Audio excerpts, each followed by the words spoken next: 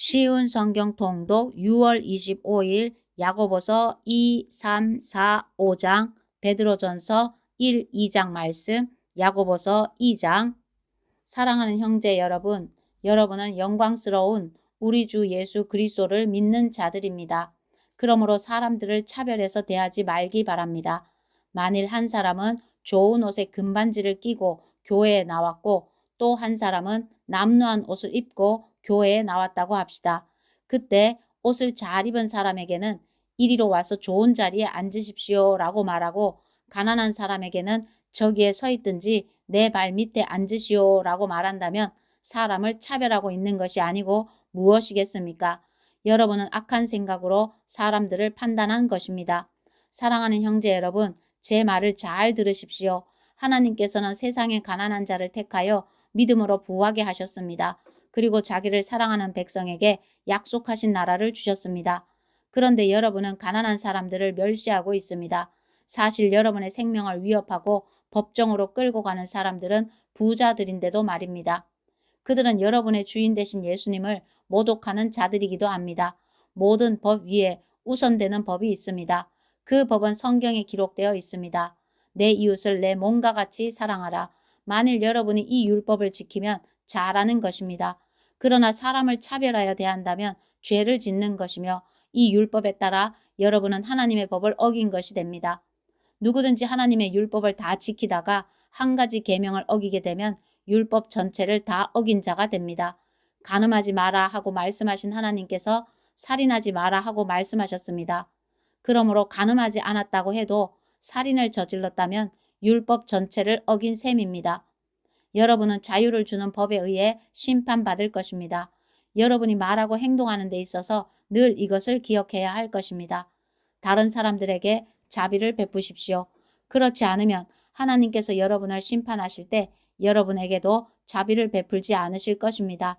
자비를 베풀었던 자는 후에 아무 두려움 없이 심판날을 맞이하게 될 것입니다. 사랑하는 형제 여러분, 만일 누군가가 믿음이 있다고 하면서 아무 일도 하지 않는다면 그 믿음이 무슨 소용이 있겠습니까? 그 믿음이 그를 구원할 수 있겠습니까?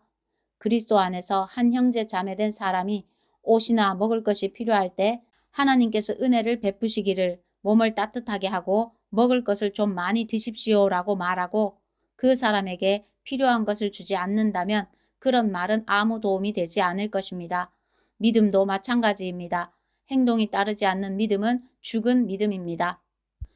이렇게 말하는 사람도 있을 것입니다. 당신은 믿음이 있고 나에게는 행동이 있습니다. 행동이 따르지 않는 당신의 믿음을 보여주십시오. 나는 행동으로 나의 믿음을 보여주겠습니다. 여러분은 하나님이 한 분이신 것을 믿으니 잘하는 일입니다. 귀신들도 그것을 믿으며 두려워서 떱니다. 어리석은 여러분, 행함이 따르지 않는 믿음은 아무 쓸모도 없는 걸 모르시겠습니까? 우리 조상 아브라함은 그의 아들 이삭을 제단에 바침으로써 그가 행한 일로 의롭다 하심을 받았습니다.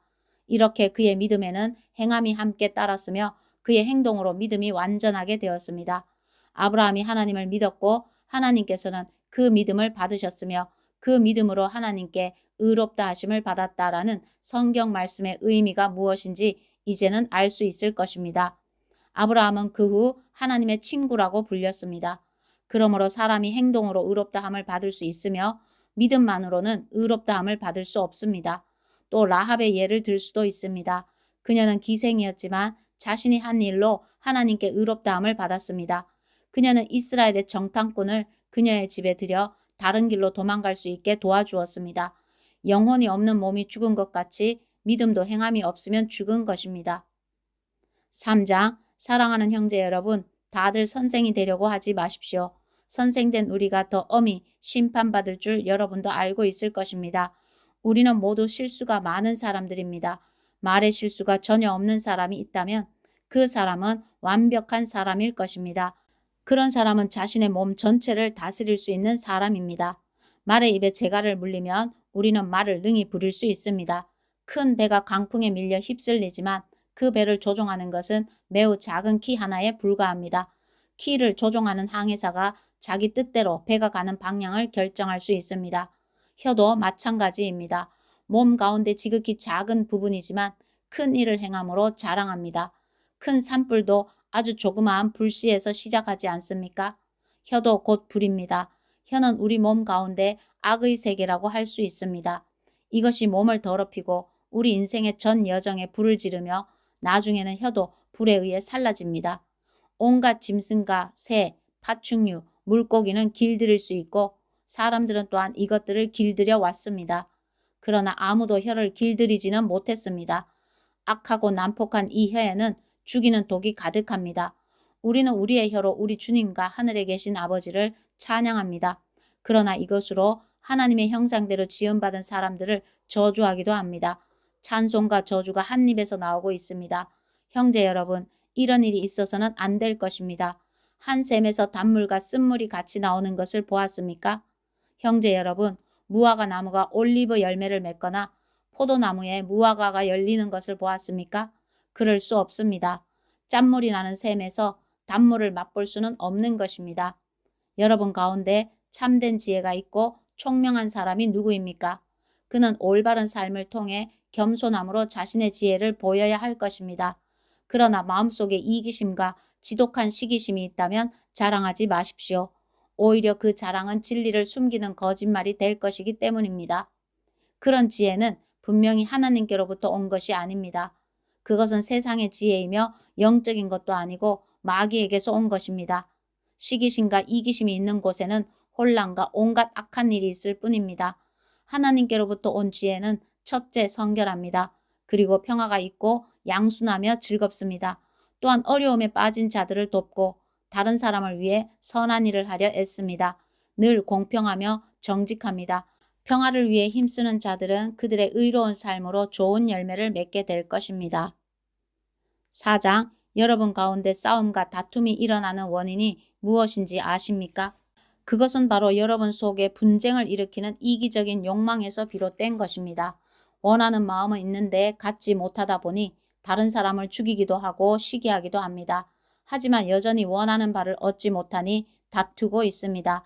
여러분이 원하는 바를 얻지 못하는 까닭은 하나님께 구하지 않기 때문입니다. 그리고 구해도 받지 못하는 것은 구하는 동기가 잘못되었기 때문입니다. 여러분은 오직 자신의 유익만을 위하여 쓰려고 구하고 있습니다. 하나님께 충성되지 못한 여러분이요. 여러분은 세상을 사랑하는 것이 하나님을 미워하는 것이라는 사실을 모르십니까? 만일 세상과 벗하고 싶은 사람이 있다면 그는 스스로 하나님과 원수가 될 것입니다. 하나님께서 우리 안에 거하게 하신 성령이 우리를 시기하기까지 사랑하신다라는 성경 말씀이 아무것도 아닌 말처럼 생각됩니까? 하나님께서는 우리에게 성경이 말한 대로 더 큰 은혜를 주셨습니다. 그래서 성경에 이렇게 기록되어 있습니다. 하나님께서는 교만한 자를 물리치시고 겸손한 자에게 은혜를 주신다. 그러므로 여러분 자신을 하나님께 드리십시오. 마귀를 대적하십시오. 그러면 마귀는 도망칠 것입니다. 하나님께 가까이 나오십시오. 그러면 하나님께서도 여러분을 가까이 하실 것입니다. 여러분은 죄인입니다. 그러므로 여러분의 삶 가운데 죄를 깨끗이 씻으십시오. 여러분은 하나님과 세상을 동시에 쫓으려고 하고 있습니다. 정결한 마음을 품기 바랍니다. 슬퍼하며 울부짖으십시오. 웃음을 울음으로, 기쁨을 슬픔으로 바꾸십시오. 주님 앞에서 스스로를 낮추면 주님께서 여러분을 높이실 것입니다. 형제 여러분, 서로 헐뜯지 마십시오. 형제된 자를 헐뜯거나 판단하는 것은 율법을 헐뜯거나 판단하는 것이 됩니다. 여러분이 율법을 판단하면 여러분은 더 이상 율법을 지키는 사람이 아니며 오히려 재판자가 되는 것입니다. 율법을 만드시고 재판하시는 분은 오직 하나님 한 분이십니다. 오직 그분만이 구원하실 수도 있으며 멸하실 수도 있습니다. 그러므로 여러분이 이웃에 대하여 판단하는 것은 옳은 일이 아닙니다. 여러분 가운데 오늘이나 내일 어떤 도시에 가서 1년 동안 그곳에 머물며 사업을 벌여 돈을 벌어보자 라고 말하는 사람들이 있습니다. 하지만 여러분은 내일 일을 알지 못하는 자들입니다. 여러분의 생명은 안개와 같아서 잠깐 보이다가 사라지고 말 것입니다. 그러므로 여러분은 주님께서 원하시면 우리가 살 것이며 이런저런 일을 할 것이다 라고 말해야 합니다.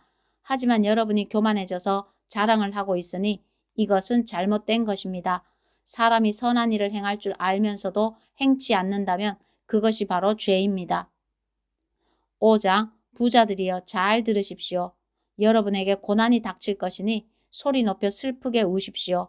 여러분의 재물은 썩었고 여러분의 옷은 좀 먹었습니다. 여러분의 금과 은은 녹이 설었으며 그 녹이 여러분의 잘못에 대한 증거가 되고 있습니다. 그것이 불같이 여러분의 몸을 갉아먹을 것입니다. 여러분은 세상 마지막 때에 재물을 쌓고 있습니다. 일꾼들이 들에서 일하나 그들에게 품삯을 주지 않으니 추수한 곡식 앞에서 그들이 울부짖고 있습니다. 이제 만군의 주님께서 그들의 우는 소리를 들으셨습니다. 이 땅에서 여러분은 사치스러운 생활과 쾌락을 즐겼으며 마치 도살장에 끌려가기 전에 짐승처럼 자기 배만 채웠습니다. 죄 없는 사람을 정죄하고 오히려 그를 죽였습니다. 그는 여러분에게 대항하지 않는 자였습니다. 형제 여러분, 주님께서 다시 오실 날을 참고 기다리십시오. 농부는 귀한 추수를 바라고 참고 기다립니다. 그는 또한 이른 비와 늦은 비가 곡식을 촉촉이 적셔주기를 기다립니다. 여러분도 인내심을 갖고 희망을 버리지 마십시오. 주님께서 곧 오실 것입니다. 형제 여러분, 서로에게 불평하지 마십시오. 서로 원망하고 있으면 심판을 면하기 어렵습니다. 심판하실 분이 문 앞에 와 계십니다. 형제 여러분, 주님의 말씀을 전하던 예언자들을 본받으십시오. 그들은 많은 고난을 겪으면서도 오래 참았습니다. 그렇게 참아낸 자들을 우리는 복되다고 말하는 것입니다. 여러분은 욥의 인내에 대해 들었을 것입니다. 모든 고난이 끝난 후 주님은 그에게 복을 주셨습니다. 우리는 주님이 얼마나 자비하시고 선하신 분이신지 충분히 알 수 있습니다. 내 형제 여러분, 맹세하지 마십시오. 하늘이나 땅이나 혹은 그 밖의 다른 것의 이름을 들어 여러분의 말을 증명하려 들지 마십시오. 맞는 것은 그냥 맞다라고 말하고 아닌 것은 그냥 아니다라고 말하여 하나님의 심판을 피하시기 바랍니다. 여러분 가운데 고난당하는 사람이 있다면 기도하십시오. 즐거운 사람이 있다면 찬송하십시오. 병든 자가 있습니까? 교회의 장로들을 불러 주님의 이름으로 그에게 기름을 바르며 그를 위해 기도하게 하십시오. 믿음을 가지고 하는 기도는 병든 사람을 낫게 할 것입니다. 주님께서 그를 치료해 주실 것입니다. 만일 그가 죄를 지었더라도 그를 용서해 주실 것입니다. 서로 죄를 고백하며 병 낫기를 위해 서로 기도해 주십시오. 의로운 사람이 기도할 때 큰 역사가 일어납니다. 엘리야도 우리와 같은 사람이었습니다. 그가 비가 오지 않기를 간구했더니 3년 반 동안 그 땅에 비가 오지 않았습니다. 그 후 다시 기도하자 하늘에서 비가 쏟아졌고 땅에서 다시 곡식이 자랐습니다. 네, 형제 여러분, 여러분 가운데 어떤 사람이 진리에서 떠나 헤매고 있을 때 누군가가 그를 잘못된 길에서 다시 돌아오게 했다면 그는 죄인의 영혼을 사망에서 구원한 것이며 이로써 그 사람의 많은 죄도 용서를 받게 한 것입니다. 베드로전서 1장. 예수 그리스도의 사도 베드로는 고향을 떠나 본도, 갈라디아, 갑바도기아, 아시아, 비두니아에 흩어져 살고 있는 하나님의 선택된 백성에게 이 편지를 씁니다. 하나님께서는 오래전에 여러분을 선택하셨고 그분의 거룩한 백성으로 삼기로 계획해 놓으셨습니다. 또한 성령을 통해 여러분을 거룩하게 하셨습니다. 하나님께서는 여러분이 그분께 순종하고 예수 그리스도의 피로 깨끗해지기를 원하십니다. 은혜와 평안이 여러분 가운데 넘치기를 기도합니다. 우리 주 예수 그리스도의 아버지 하나님께 찬양을 드립니다. 하나님은 자비로우셔서 우리에게 산 소망을 주셨습니다. 죽은 자 가운데서 예수 그리스도께서 부활하심으로 우리는 새 생명을 받은 것입니다. 이제 우리는 하나님께서 그분의 자녀들에게 주려고 준비해 두신 복을 소망합니다. 이 복은 여러분을 위해서 하늘에 간직되어 있으며 결코 썩거나 그 아름다움이 변하지 않습니다. 하나님께서는 크신 능력으로 여러분의 믿음을 든든히 지켜주셔서 구원의 날이 이를 때까지 여러분을 안전하게 보호해 주십니다. 마지막 때가 되면 하나님께서는 여러분에게 구원을 베풀어 주실 것입니다. 그러므로 기뻐하십시오. 눈앞에 있는 여러 가지 어려움으로 인하여 지금 당장은 힘들고 괴롭겠지만 이 시험들은 여러분의 믿음이 얼마나 강하고 순수한지 알아보기 위한 것일 뿐입니다. 순수한 믿음은 금보다도 훨씬 귀합니다. 금은 불에 의해 단련되기는 하지만 시간이 흐르면 닳아 없어지고 마는 것입니다. 하지만 여러분의 순수한 믿음은 예수 그리스도께서 다시 오실 그날에 칭찬과 영광과 존귀를 가져다 줄 것입니다. 여러분이 예수 그리스도를 본 일은 없지만 예수 그리스도께 사랑을 고백합니다. 지금 이 순간 그분의 모습을 보지 못하면서도 그분을 믿고 있고 여러분의 마음은 설명할 수 없는 기쁨으로 가득 차 있습니다. 그것은 여러분의 믿음의 목적이 있기 때문입니다.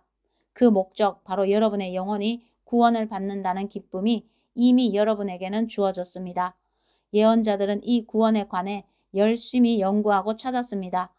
여러분이 받고 있는 은혜에 관해서도 예언하였습니다. 그리스도의 영이 그 예언자들과 함께 하셨던 것입니다. 성령께서는 그리스도에게 있을 고난과 그 뒤에 올 영광에 대해서 말씀해 주셨습니다. 예언자들은 성령께서 가르쳐 주시는 것을 이해하기 위해 노력하였습니다. 도대체 그 일이 언제 있게 될지, 그리고 그때에 이 세상은 어떻게 될지 그들은 깊이 연구하였습니다. 하나님께서는 그들의 연구와 노력이 그들 자신을 위한 것이 아니라 후대의 여러분을 위한 것임을 그들에게 알려주셨습니다. 이제 여러분은 그들의 수고로 진리의 말씀을 듣고 있습니다. 하늘로부터 보내심을 받은 성령의 도우심으로 복된 소식을 전하는 사람들이 이 기쁜 소식을 여러분에게 전해준 것입니다. 이 놀라운 진리의 말씀은 천사들까지도 알기 원하는 것이었습니다. 그러므로 여러분은 마음을 가다듬고 자신을 잘 지키십시오. 예수 그리스도께서 다시 오실 그날에 여러분이 받게 될 은혜의 선물에 모든 소망을 두시기 바랍니다. 전에는 몰라서 하고 싶은 대로 악한 일을 저질렀지만 이제는 하나님께 순종하는 자녀로서 예전처럼 살아서는 안 되는 것입니다. 여러분을 불러주신 하나님께서 거룩하신 것처럼 여러분도 모든 행동에 거룩한 사람이 되십시오. 성경에도 내가 거룩하니 너희도 거룩하도록 하여라 하고 말씀하셨습니다. 여러분은 하나님을 아버지라고 부르면서 기도합니다. 우리 아버지는 각 사람의 행동을 공평하게 판단하십니다. 그러므로 여러분은 이 세상에 사는 동안 하나님을 경외하며 살아야 할 것입니다. 여러분도 알다시피 이전에는 아무 가치도 없는 방식에 매여 살았습니다. 그것은 여러분의 조상이 물려준 헛되고 쓸모없는 것입니다. 하지만 이제 여러분은 그러한 무가치한 삶에서 구원받았습니다. 금이나 은같이 없어지고 말 어떠한 것으로 대가를 지불한 것이 아니라 한 점의 죄도 흠도 없으신 어린 양 예수 그리스도의 보배로운 피로 여러분은 구원받은 것입니다. 이것을 위해 하나님께서는 세상이 시작되기 전부터 그리스도를 택하시고 이 마지막 때에 여러분을 구원하시고자 보내주셨습니다. 그리스도를 죽은 자 가운데서 일으키시고 영광을 주신 하나님을 우리가 그리스도를 통해 믿게 되었으니 여러분의 믿음과 소망은 이제 하나님께만 있는 것입니다.